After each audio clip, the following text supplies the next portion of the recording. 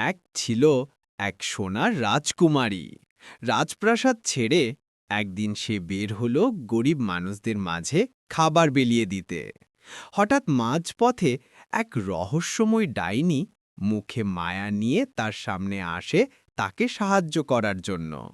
ডাইনি রাজকুমারীকে সাহায্যের ভান করে তার বাড়িতে নিয়ে যায়। সেখানে এক ফোঁটা জাদুর পানি রাজকুমারীর গায়ে ঢেলে দেয়, আর মুহূর্তে সে ছোট রয়ে যায়।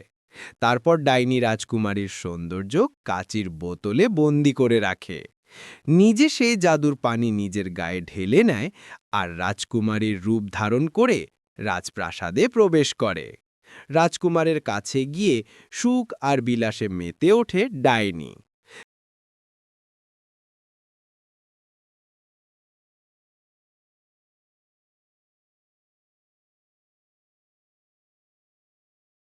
কিন্তু ওদিকে একটা কাক এসে বোতলটা ভেঙে দেয়, আর আসল রাজকুমারী মুক্তি পায়। রাজকুমারী তখন মশার সঙ্গে যুদ্ধ করতে করতে খুঁজে পায় এক হলুদ রঙের জাদুর পানি। সেটা নিজের গায়ে ঢালতেই আসল রূপ ফিরে আসে তার। ওদিকে ডাইনি রাজকুমারের সঙ্গে আনন্দে মত্ত।